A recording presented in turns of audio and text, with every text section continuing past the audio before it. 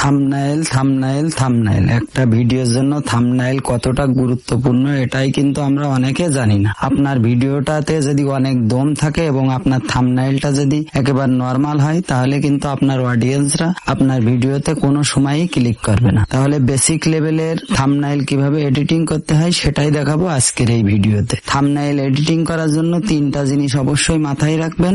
এক নম্বরে হচ্ছে কালার কম্বিনেশন। আপনি যে কালারের ব্যাকগ্রাউন্ড ব্যবহার করবেন অবশ্যই তার অপোজিট কালারের টেক্সট অ্যাড করবেন। এবং 2 নম্বরে যে জিনিসটা লাগবে, আপনার কিছু ম্যাটেরিয়াল লাগবে। আপনি এ ধরনের ম্যাটেরিয়াল গুলো কোথায় পাবেন এ নিয়ে কোনো চিন্তা করেন না, আমি অবশ্যই ভিডিওর লাস্টে দেখাবো যে আপনারা কোথা থেকে এ ধরনের ম্যাটেরিয়াল ডাউনলোড করতে পারবেন। এবং 3 নম্বরে যে জিনিসটা লাগবে সেটি হলো আপনার স্টাইলিশ ফন্ট। আপনি বাংলা ফন্ট ব্যবহার করেন বা ইংলিশ ফন্ট ব্যবহার করেন, আপনার ফন্ট গুলো যদি স্টাইলিশ না হয় তাহলে কিন্তু আপনার থাম্বনেইলটা একেবারে বোরিং হয়ে যাবে। আর যদি আপনি স্টাইলিশ ফন্ট ব্যবহার করতে পারেন তাহলে কিন্তু আপনার থাম্বনেইলটা বেসিক লেভেলে এডিটিং করতে পারবেন। এবং আপনি থাম্বনেইলটা তৈরি করার জন্য পিক্সার্টও ব্যবহার করতে পারেন, ক্যানভাও ব্যবহার করতে পারেন বা পিক্সেল ল্যাবও ব্যবহার করতে পারেন। আপনি যেটাই কমফোর্টেবল মনে করবেন সেটাই আপনি ব্যবহার করবেন। আপনি এই ধরনের থাম্বনেইল কিভাবে তৈরি করবেন সেটাই দেখাবো। আমি পিক্সেল ল্যাব ব্যবহার করে থাম্বনেইল তৈরি করব, আপনারা চাইলে পিক্সেল ল্যাব ব্যবহার করতে পারেন। এবং আমি যে ম্যাটেরিয়াল গুলো ব্যবহার করছি এগুলো আপনি কোথায় পাবেন অবশ্যই আমি ভিডিওর লাস্টে বলবো, আপনারা ভিডিওটা স্কিপ না করে দেখতে থাকুন। তার জন্য আমরা চলে আসবো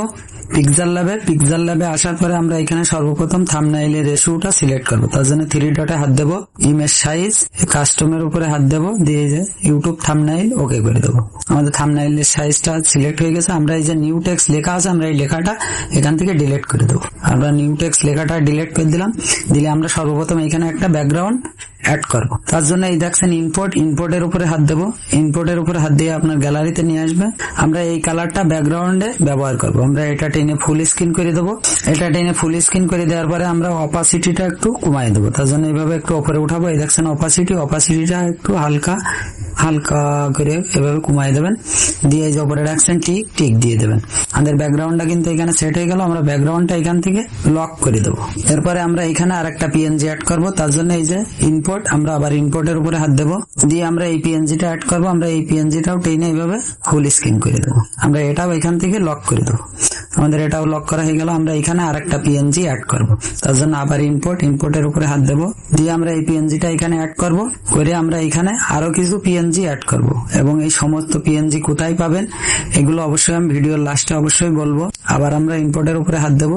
দিয়ে আমরা এই যে ডলারের ছবি, আমরা এই ডলারের ছবিগুলো আমরা এখানে কপি করে এখানে সুন্দর করে আপনারা সেট করে দেবেন। আমাদের পিএনজিটা এবং ডলারের ফটোগুলো কিন্তু এখানে অ্যাড করা হয়ে গেছে। আমরা প্রত্যেকটা এখান থেকে লক করে দেবো। দেওয়ার পরে আমরা আরো একটা পিএনজি এখানে অ্যাড করব। তার জন্য ইম্পোর্টের উপরে হাত দেবো। আপনারা দেখতে পাচ্ছেন আমরা এখানে কিন্তু একটা পিক্সেল ল্যাবের পিএনজি অ্যাড করেছি এবং এই পিএনজিটা কিন্তু নর্মাল আছে। আমরা এটাকে 3D রোড দেবো। তার জন্য আমরা একটু এভাবে উপরে উঠাবো। উঠানোর পরে এই যে দেখছেন 3D শেপ, আমরা 3D শেপের উপরে হাত দেবো। এটা ইনাবল করে দেবো। আপনারা দেখতে পাচ্ছেন এটা কিন্তু 3D শেপ হয়ে গেছে। আপনারা দেখে নেবেন, সাইজ মতো সুন্দর করে বসাই নেবেন। আমরা এটাও এখান থেকে লক করে দেবো। আমরা এটা লক করে দিলাম। দিয়ে আমরা এখানে আরো একটি পিএনজি অ্যাড করবো। তার জন্য ইম্পোর্টের উপরে হাত দেবো। ইম্পোর্টের উপরে হাত দেওয়ার পরে আমরা এই ক্যাপের পিএনজিটা এখানে অ্যাড করব। আমরা পিএনজিটা একটু ছোট করে নেব। আপনারা দেখতে পাচ্ছেন আমাদের ক্যাপের পিএনজিটাও কিন্তু আমরা পজিশন মতো লাগাই দিয়েছি। দিয়ে আমরা এটাও এখান থেকে লক করে দেবো। দিয়ে আমরা এখানে টেক্সট অ্যাড করব। তার জন্য আমরা এই চলে যাবো টেক্সটের উপরে এসে এটার পর 2বার টাচ করব। আমরা এখানে লিখলাম থাম্বনেইল, লিখে ওকে করে দিলাম। আমরা একটু এইভাবে এটা বড় করে দেবো। এখানে বড় করে সর্বপ্রথম আমরা এটার ফন্টটা চেঞ্জ করি। তার জন্য আমরা চলে আসবো ফন্টের উপরে আসবো। আসার পরে দেখছেন মাই ফন্টের উপরে আসবো। আপনি যে ফন্টটা দিতে যাচ্ছেন সেই ফন্টটা সিলেক্ট করবেন, করে এখান থেকে ওকে করে দেবেন। আমরা এই ফন্টটাই দেবো।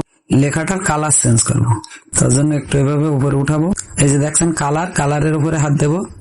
দিয়ে আমরা এখান থেকে যে কালারটা আমরা গ্রিন কালারটা দেবো, গ্রিন কালারটা দিয়ে টিক দিয়ে দেবো। দিয়ে আমরা এটা একটু শ্যাডো অ্যাড করব। তার জন্য এই যে শ্যাডোর উপরে হাত দেবো। এটা ইনাবল করে দেবো। আমরা আবার গ্রিন কালার শ্যাডোটা দিয়ে একটু হালকা এভাবে কমাই দেবেন। দিলে আপনারা দেখতে পাচ্ছেন আমাদের লেখাটা কিন্তু ক্যাপের ওপরে উঠে গেছে। আমরা এই ক্যাপের নিচেই লাগাই দেবো আমাদের লেখাটা। তার জন্য আমরা যেখান থেকে লক করছি ওটার উপরে হাত দেবো। দিয়ে আমরা ক্যাপের নিচে করে দেবো লেখাটা। এবার দেখতে পাচ্ছেন আমাদের লেখাটা কিন্তু ক্যাপের নিচেই চলে গেছে। আমরা এখানে আর একটা ইউটিউবের লোগো অ্যাড করবো। তার জন্য এই যে ইম্পোর্টের উপরে হাত দেবো।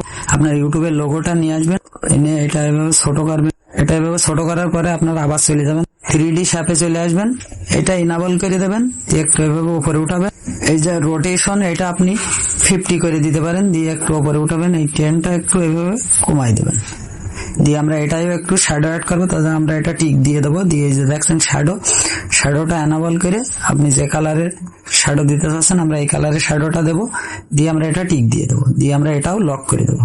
আমরা এটা লক করে দিলাম, দিয়ে আমরা এখানে আরো একটা পিএনজি অ্যাড করবো, এটা আমাদের লাস্ট পিএনজি। আমরা এই যে ইনপুটের উপরে হাত দেবো, আমরা এই পিএনজিটা অ্যাড করবো। আপনারা দেখতে পাচ্ছেন, এই দেখেন এটা দিলে কিন্তু অনেক সুন্দর হয়ে যাবে আপনার থাম্বনেইলটা। আপনারা এটা ধরে ফুল স্ক্রিন করে দেবো। আমরা এটা ধরে এখান থেকে ফুল স্ক্রিন করে দিয়ে আমরা এটাও লক করি। আপনারা দেখতে পাচ্ছেন আমাদের থাম্বনেইলটা কিন্তু পুরোটা কমপ্লিট, এবং আপনাদের দেখাই শুধুমাত্র যদি কালারটা চেঞ্জ করে দিই তাহলে আমাদের থাম্বনেইলটা কেমন হয়ে যায়। শুধু যদি কালারটা আমরা চেঞ্জ করে দিই তারপরে দেখেন কেমন হয়।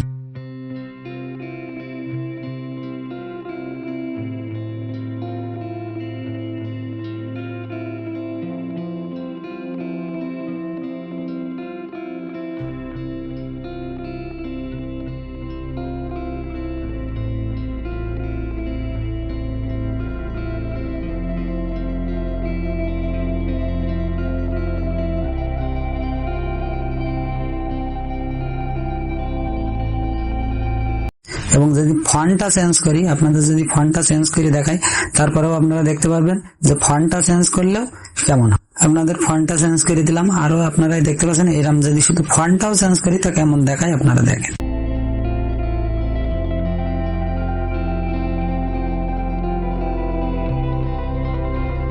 আমি যেসব ম্যাটেরিয়াল গুলো ব্যবহার করলাম থাম্বনেইলে, এইসব ম্যাটেরিয়ালের লিঙ্ক আমার ডেসক্রিপশনে দেওয়া থাকবে, আপনারা চাইলে ওইখান থেকে ডাউনলোড করে নিতে পারবেন। ভিডিওটা শেষ পর্যন্ত দেখার জন্য অসংখ্য ধন্যবাদ।